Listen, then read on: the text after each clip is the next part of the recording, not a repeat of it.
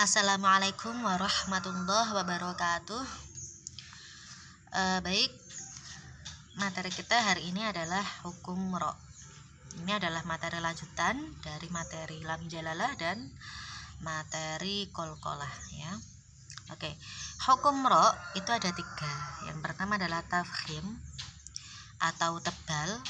Nanti aplikasinya dalam pengucapan huruf, maka mulut akan terkesan moncong kayak gini atau menggemuk. Yang kedua yaitu tarkik atau tipis. Nah, nanti implementasinya dalam pengucapan huruf, mulut akan terkesan meringis. Terus yang ketiga yaitu boleh tafkhim atau tarkik. Jadi nanti ada beberapa lafadz yang dia itu boleh dibaca tafkhim atau boleh juga dibaca tarkik, seperti itu ya. Jadi pengucapan pada lafal itu nanti mulut kita boleh tafkhim atau boleh moncong, atau mulut kita juga boleh tarkik, boleh juga tipis, seperti itu. Asalkan bukan tafkhim dan tarkik ya, bukan tebal dan tipis. Kalau tebal dan tipis nggak bisa. Kalau tebal atau tipis, nah jadi nanti aplikasinya pilih salah satu. Boleh dibaca tafkhim atau tebal atau mulut moncong, dan boleh dibaca tarkik atau tipis atau mulut meringis. Baik, ini adalah dalil dari hukum ro. Yang ini saya ambilkan dari kitab Jazariyah. Monggo kalau ada yang punya kitabnya, monggo dibuka-buka kitab Jazariyahnya ya. Saya jelaskan secara umum saja ya, soalnya nanti di sini akan ada penjelasan secara khususnya di slide selanjutnya ya. Oke.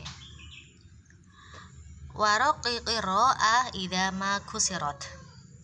Dan tipiskanlah ro apabila dia dalam keadaan sukun ya. Jadi apabila ro dalam keadaan sukun, maka harus dibaca tipis atau meringis, mulutnya meringis. Ri, semisal ri, bukan dibaca uri, bukan. Kalau ri itu adalah dibaca dengan tebal, padahal seharusnya dibaca tipis, yaitu ri. Kadzaka ba'dal kasri haitsu sakanat. Dan dibaca tipis juga apabila ro tersebut berada setelah kasroh, sedangkan ro tersebut berharokat sukun. Semisal ro tersebut berada setelah kasroh dan ro tersebut dalam kondisi disukun, berarti ro-nya disukun, sebelumnya ada kasrohnya. Contoh lafadznya adalah ir. Nah, ir itu bacanya bukan iru tapi ir gitu, bukan iru, seperti itu ya. Jadi dibaca tipis. Kemudian ilam takum min qabli harfi isti'la. Dibaca tipis itu apabila setelahnya itu bukan huruf isti'la. Dibaca tipis itu apabila setelah ro sukun yang didahului kasroh itu bukan huruf isti'la. Jadi kalau ro sukun yang didahului kasroh itu bertemu huruf isti'la, maka harus dibaca tebal atau mecucu.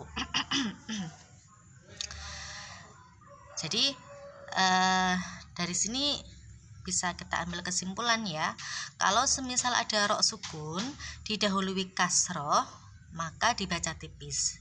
Namun kalau ro sukun tersebut yang didahului kasroh itu bertemu dengan salah satu huruf isti'la.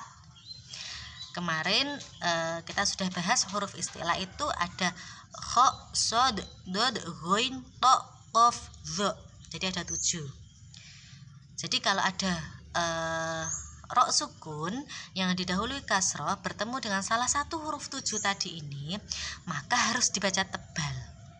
Dengan syarat bertemunya ro sukun yang didahului kasroh dengan salah satu huruf isti'la itu adalah satu lafadz. Seperti contoh, Kalau semisal ada tulisan mir, ro sukun yang didahului kasroh, mir, maka harus dibaca tipis. Namun ketika mir ini kok ternyata dalam satu lafadz itu lanjutannya adalah sodan. Jadi satu lafadz itu tulisannya miro sodan. Maka karena ro sukun itu bertemu, ro sukun yang didahului kasroh itu bertemu dengan sod, yang dimana sod itu adalah salah satu dari huruf isti'la, maka ro sukun itu dibaca tebal, tidak dibaca tipis lagi. Karena kembali kepada dalil ini, ro sukun yang didahului kasroh yang bertemu dengan salah satu huruf isti'la maka dibaca tebal, seperti itu ya. Jadi nanti kalau ada lafadz miro sodan, nah itu tidak dibaca mir sodan, tidak, tapi miro sodan, langsung dibaca dengan ro tebal atau ro tafkhim atau ro yang mulut moncong, miro, bukan mir sodan, bukan gitu, tapi miro sodan gitu ya. Selanjutnya au kanatil kasrotu laisat asla, juga dibaca tebal apabila kasrohnya itu bukan kasroh asli. Loh, kasroh itu berarti ada yang palsu dong Bu. Nah iya, jadi kasroh itu ada yang memang kasrohnya itu asli dari lafadz tersebut, ada yang memang kasrohnya itu bukan kasroh asli atau kasroh palsu tadi katanya. Nah, kalau semisal ada ro sukun yang sebelumnya itu adalah kasroh, yang mana kasroh itu bukan asli, maka ro sukun tersebut tidak lagi dibaca tipis, tapi juga harus dibaca tebal. Seperti contoh ini rotabu, seperti contoh seperti itu. Nah, ro sukun yang didahului kasroh tadi, inir, niro, ni itu kan sebenarnya dia tidak berharokat kasroh, aslinya dia berharokat sukun, jadi sebenarnya kata ini rotabu itu adalah in yang nunnya disukun dan arotabu yang roknya disukun.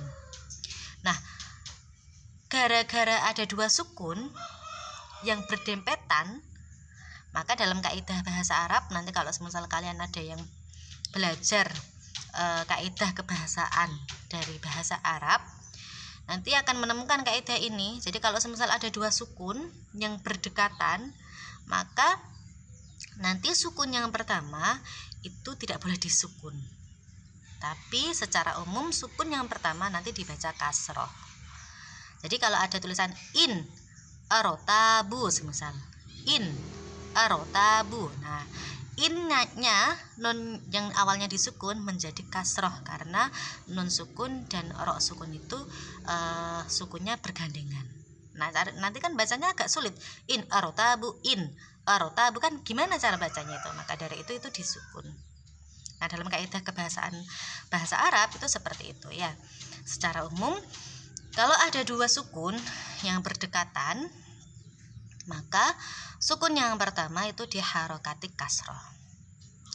Apakah selalu diharokati kasroh Bu? Nah secara umum diharokati kasroh, walaupun nanti ada pengecualian seperti lafadz min itu kalau nun sukunnya bertemu dengan sukun selanjutnya, maka dia tidak dibaca tidak dibaca kasroh minnya, tapi dibaca fathah. Seperti contoh minal arudi, semisal itu kan awalnya min dan al arudi semisal.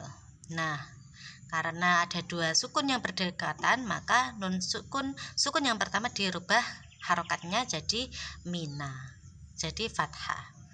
Terus nanti juga ada pengecualian lagi seperti mim jamak. Mim jamak itu kalau misal nanti dia itu diharokati sukun dan bertemu dengan sukun setelahnya, maka juga tidak diharokati kasroh mim sukunnya itu, tapi diharokati dhammah, seperti itu. Nah itu dan yang lainnya seperti itu ya, alif lam mim itu kalau bertemu dengan sukun mimnya, m yang belakang itu nanti itu juga menjadi fathah. Semisal kalau ada lafadz alif lam mim Allahu la ilaha illa huwal hayyul qayyum, semisal itu, maka nanti kalau semisal diwasolkan maka menjadi alif lam mim mallahu, maksudnya langsung nyambung alif lam mim mallahu, langsung menjadi fathah. Nah itu hanya pengecualian saja, namun secara umum kalau ada sukun yang dua yang berdekatan, maka sukun yang pertama akan diharokati kasroh. Loh Bu, kita gimana caranya ngerti kalau itu roknya bukan asli sehingga harus dibaca tebal? Nah maka kalau kita pengen tahu itu adalah bukan rok asli, bukan apa itu namanya, bukan kasroh asli, maka nanti sebelum adanya rok sukun tersebut ada hamzah yang namanya hamzah wasol. Hamzah yang sifatnya dia menyambungkan antara kalimat sebelumnya dan kalimat sesudahnya. Seperti contoh ini rotabu, maka setelah in itu ada hamzah, ada alif ya atau hamzah, yang dimana itu setelah hamzah itu ada yang namanya rok sukun.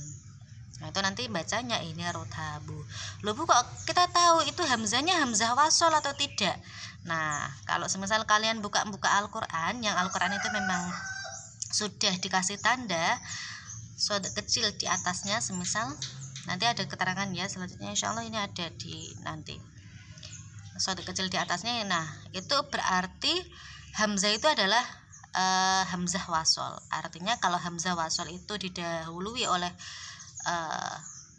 kasroh, kemudian setelah hamzah wasol itu ada rok sukun, maka dibaca tebal seperti tulisan ini rotabu yang ada in, terus ada hamzahnya, terus rok sukun dan tabu, maka itu dibaca ini rotabu. Oke, itu kaidah secara umum ya. Kita bahas selanjutnya di sini. Yang pertama adalah rok yang dibaca tafkhim atau rok yang dibaca tebal. Rok yang dibaca tebal atau dengan mulut moncong adalah satu rok fathah dan rok fathah tain. Rosulan, ro. Nah itu kan mesti udah moncong kan ya. Ro, nggak mungkin ro, nggak mungkin bacanya kayak gitu. Terus syakiron. Nah ini juga seperti itu. Terus yang kedua adalah rok dhammah dan rok dhammah tain. Ruziqna, ghafurun, halimun. Nah, saya kira ini mudah dipahami. Jadi rok yang dibaca tafkhim atau tebal itu nanti akan menyesuaikan juga dengan mulut kita. Karena kita nggak mungkin baca rosulan nggak dengan rosulan, nggak mungkin kayak gitu. Itu akan mempersulit ya. Jadi udah lumrah kalau rok yang dibaca tafkhim yang pertama adalah rok fathah dan rok fathah tain, dan rok dhammah dan rok dhammah tain. Oke.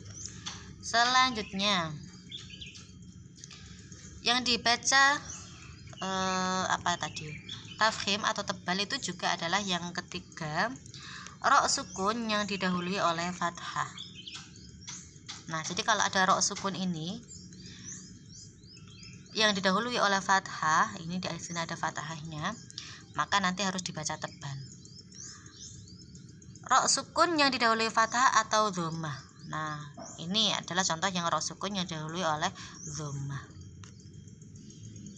maka nanti bacanya roknya harus dibaca dengan moncong. Mursaluna,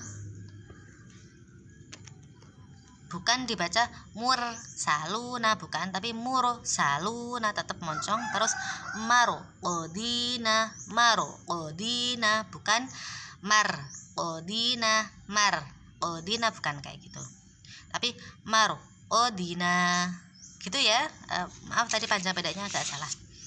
Marqodina, tapi fokus kita di sini ya, ro sukun ini. Ro sukun yang didahului fathah maka harus moncong. Maro, bukan mar ya. Yang keempat adalah ro sukun bertemu salah satu huruf isti'la.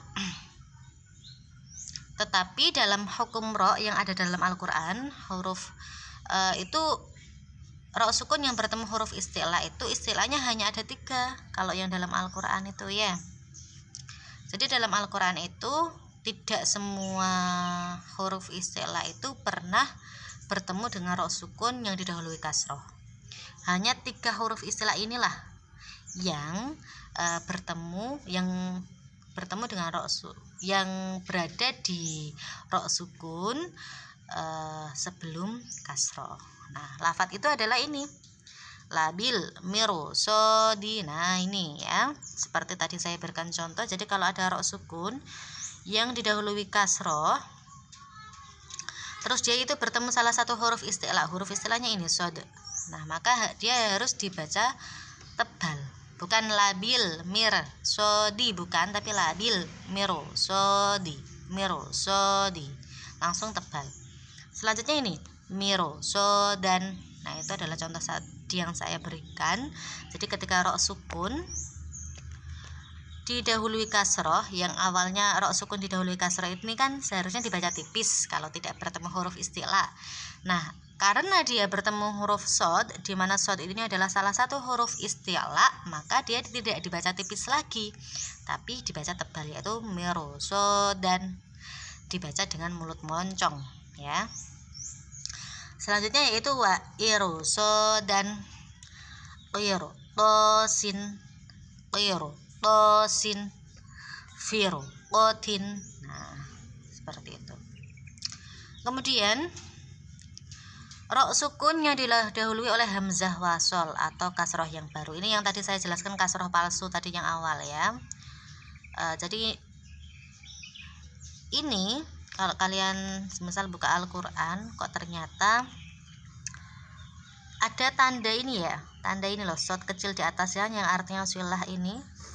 Nah ini yang di atas ini adalah tanda bahwa hamzah itu adalah hamzah wasol. Ini loh ya, silah shot kecil di atas itu adalah tanda bahwa hamzah itu hamzah wasol. Nah kalau hamzah wasol berarti kaidahnya adalah ketika ro sukun didahului hamzah wasol maka harus dibaca tebal. Nah ini ketika ada ro sukun didahului hamzah wasol, nah hamzah wasol ini ditandai dengan adanya shot kecil di atas ini. Nah ini shot kecil ini loh ya, yang di atasnya hamzah ini loh. Nah ini pokoknya shot kecil itu malah sukun itu. Ini ya pokoknya, nah di atasnya hamzah. Nah ini shot kecil di atas itu yang bermakna silah, itu menunjukkan bahwa hamzah tersebut adalah hamzah wasol, maka bacanya harus dibaca tebal karena ada kaidah yaitu ro sukun didahului hamzah wasol maka harus dibaca tebal. Jadi bacanya irhamhuma, bukan irhamhuma, bukan gitu. Loh Bu kok dibaca i, kenapa kok nggak dibaca u saja? Nah tadi kembali ke kaidah yang tadi ya saya jelaskan dalam bahasa Arab itu bahwa secara umum kalau ada sukun yang bergandengan, yang berdekatan, maka secara umum harokat pada sukun pertama diganti dengan kasroh. Jadi ini dibaca irhamhuma gitu ya.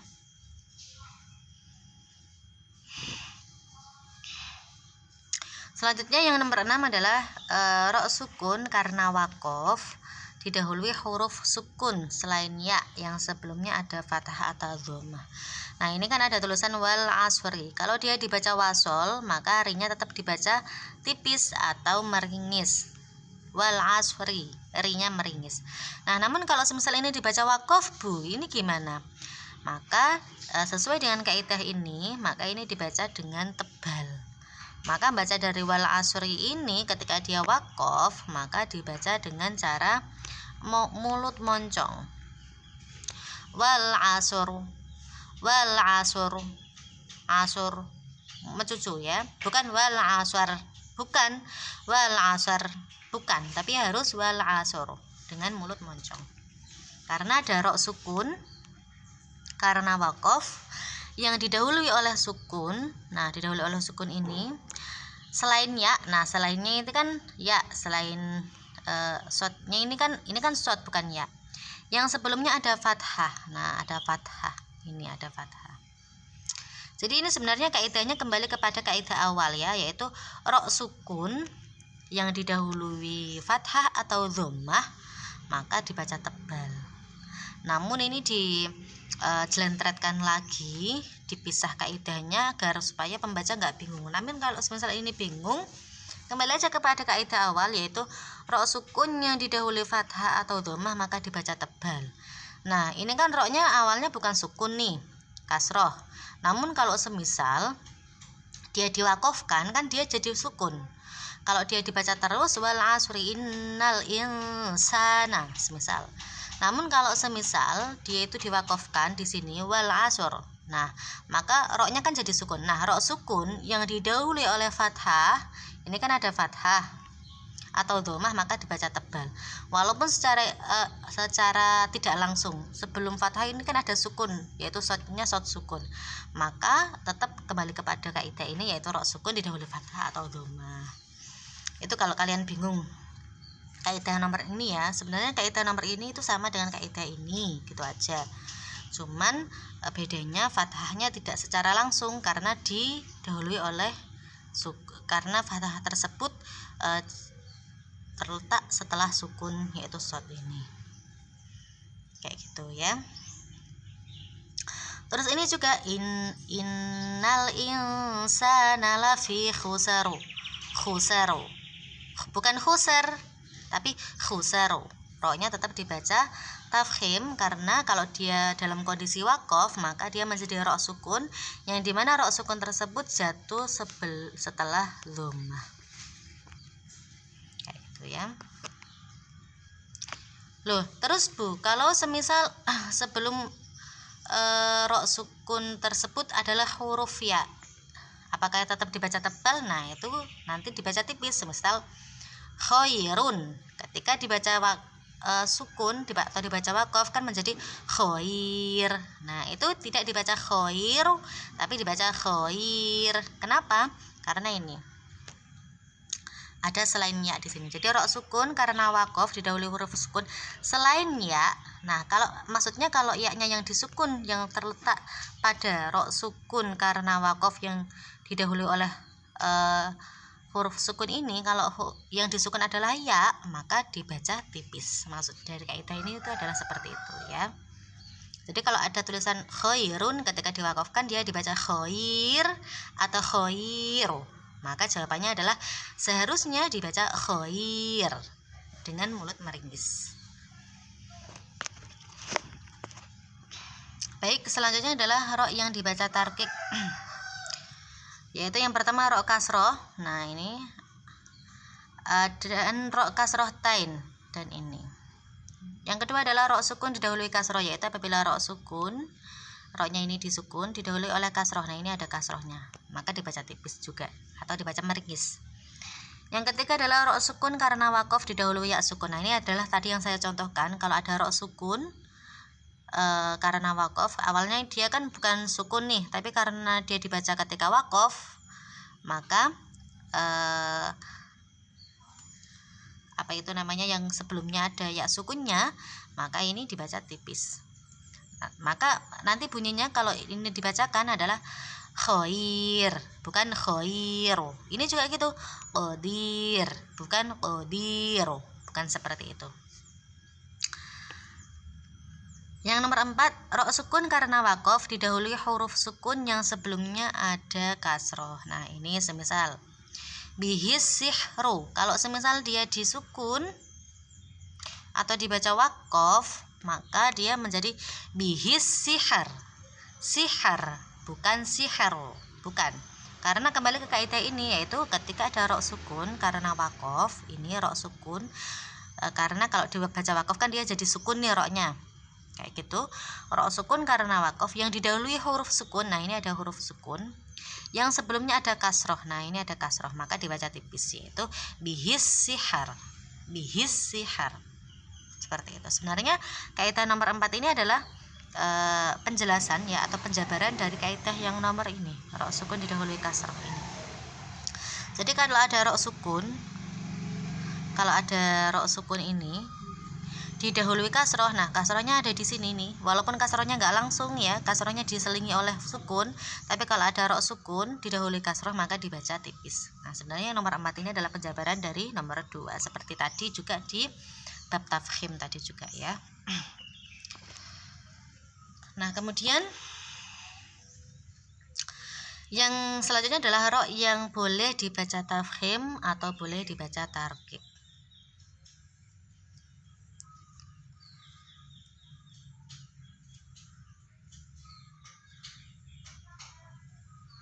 Oke. Nomor 1 ini boleh tafkhim atau tarqiq ketika wakof atau wasol. Jadi pada kalimat yang pertama yaitu kullu firqin itu boleh dibaca tafkhim, boleh juga dibaca tarqiq, boleh dibaca dengan moncong atau boleh dibaca dengan meringis, baik ketika wakof atau baik ketika berhenti atau ketika wasol atau ketika lanjut. Jadi kalau semisal kita mau baca tafkhim secara wakof dengan cara wakof, maka dibaca dengan tebal atau mencucu ketika dibaca wakof atau berhenti, maka bacanya kullu firqu. Rohnya menjadi mencucu.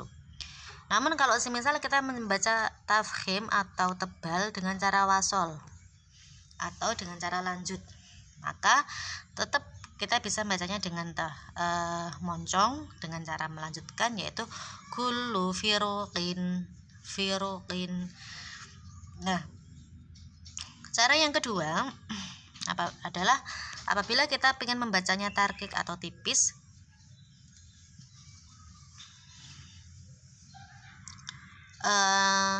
dan diwakofkan, maka menjadi kullu firq. Gini ya, kullu firq. Koknya tetap tebal karena koknya ini qafnya adalah isti'la. Qalqalah kemarin, jadi pada pembelajaran qalqalah kemarin kan ketika ada huruf qalqalah disukun maka harus ada memantul dan kembali ke sifat asli, yaitu sifat isti'la atau mencucu. Kullu firq.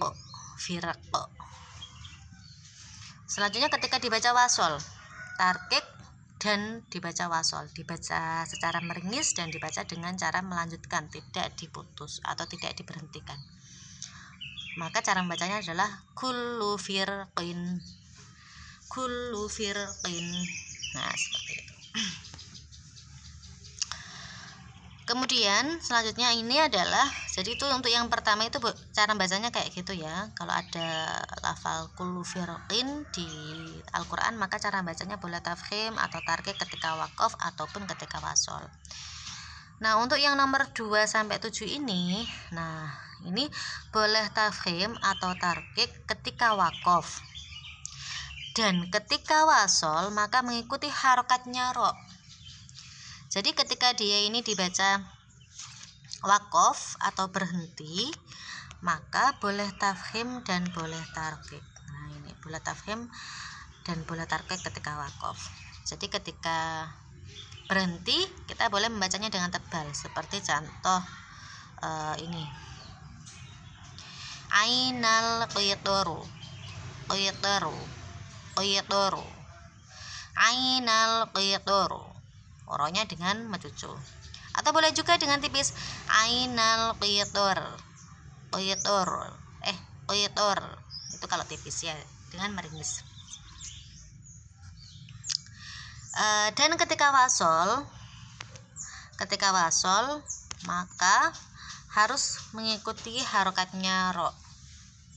Kalau ro-nya ini disukun, maka kembali ke hukum ro. Ketika disukun maka dibaca tipis, ainal qitri. Nah, semisal ini di habis ini ada lafat apa gitu, semisal ada lafat mimma, semisal ini, jadi bacanya kalau diwasolkan ainal qitri mimma, semisal kayak gitu, itu semisal ya. Oke, dan selanjutnya sampai sini itu juga gitu.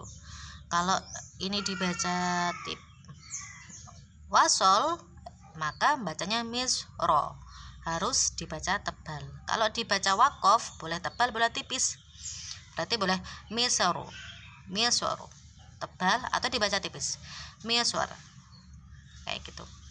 Terus yang ini wanudur, kalau tebal, kalau tipis wanudur. Kalau mau dilanjutkan wanuduri, berarti kembali ke rinya yaitu tipis. Selanjutnya adalah faasri, kalau wasol kayak gitu. Nah, kalau wakof boleh dibaca tebal boleh tipis, yaitu boleh faasar atau faasar. Nah, ini juga kayak gitu dan ini juga kayak gitu ya. Kembali ke ini. Jadi dalam Al-Quran ro yang boleh dibaca tafkhim atau tarkik ini hanya berputar pada ini 7 lafal ini ya. Selain 7 lafal ini, jadi kembali ke hukum asalnya. Secara singkat, cara membaca ro bisa menggunakan konsep berikut. Nah, ini secara singkat ya. Sebentar ya.